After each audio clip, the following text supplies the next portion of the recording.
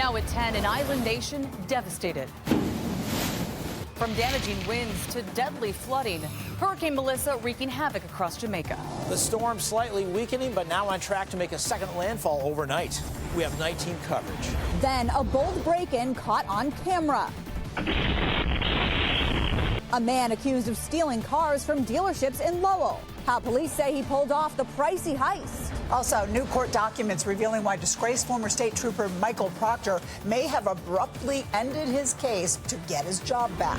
Plus, a benefits battle taking place on Capitol Hill. The clock is ticking to stop the SNAP program from running out of federal funding. And the Patriots and Revolution getting into the spooky spirit. It's very special, just from the sense of, being here in the community. The team's hosting a Halloween party at Gillette Stadium. And helping spread some smiles to children battling cancer. All that and more now from the night team.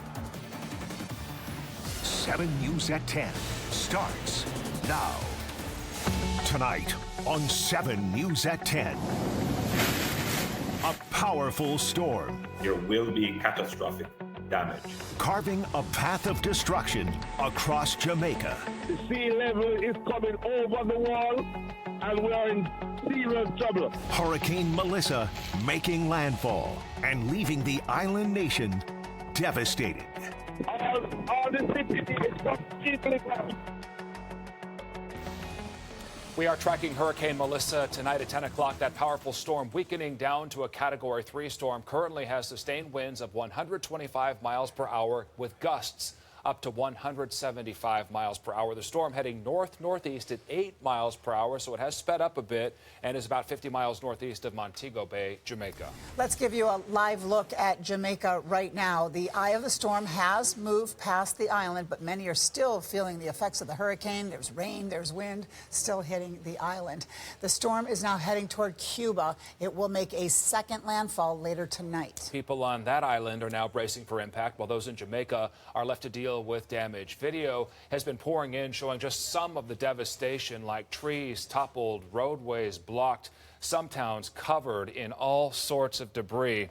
And there is a lot to go over with this storm, from where the hurricane is heading next to conditions on the ground. We've got night team coverage beginning with Chief Meteorologist Jeremy Reiner. Jeremy? All right, the first landfall was midday today, and that was a Category 5 storm at that time with sustained winds at 185 miles per hour on the town of New Hope, Jamaica.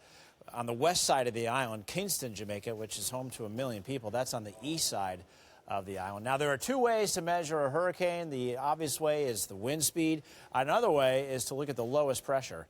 And Melissa's lowest pressure was 892 millibars. That slots in tied for the third lowest pressure in the Atlantic Basin for a hurricane, matching the Labor Day storm, 1935. So some basic meteorology. The lower you can drive that air pressure, then the higher the wind speeds can attain. And that's why we saw wind speeds this morning and early this afternoon, 185 miles per hour. So the pressure has come up a little bit, and so the wind speeds have gone down a little bit. There you go, wind speeds at 125 miles per hour. That's a Category 3 storm. That's still considered a major hurricane. That will make landfall in Cuba as a Category 4, so the wind's going to likely go back up to 140 miles per hour overnight tonight, and then back down to a 3 tomorrow as it's moving through the southern Bahamas.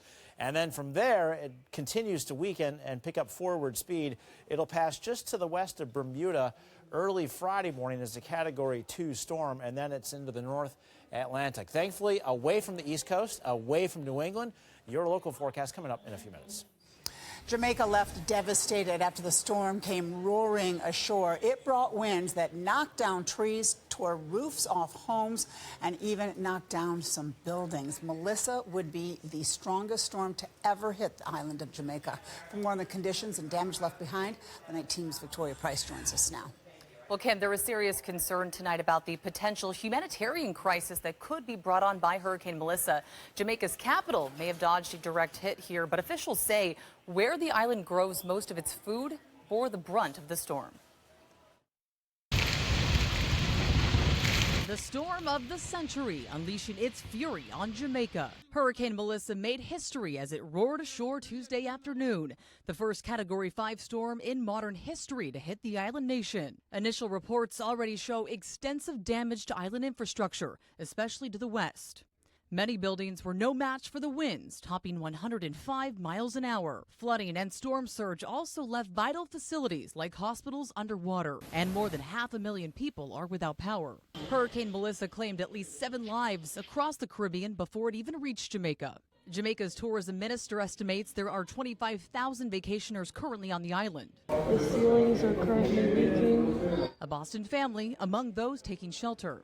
Leilani Perez gave us a tour of the boarded-up convention center, where she is hunkered down with her mom and aunt. The service is starting to go down.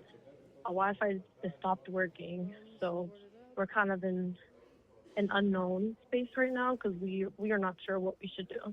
So we're just getting our stuff together just in case, because we might have to evacuate if the ceiling does eventually start caving in. As the National Hurricane Center warns it could take weeks to even fully assess Jamaica's damage, Cuba is now bracing for a brutal hit. Melissa has weakened to a Category 3 on approach now to Cuba. Parts of that country are bracing for life-threatening flash floods and mudslides, with 20 to 30 inches of rain forecast for this week. Live in the newsroom tonight, Victoria Price, 7 News 19. Stay with the news station. We will continue to track Hurricane Melissa. We'll have updates throughout the day and night here on 7 News.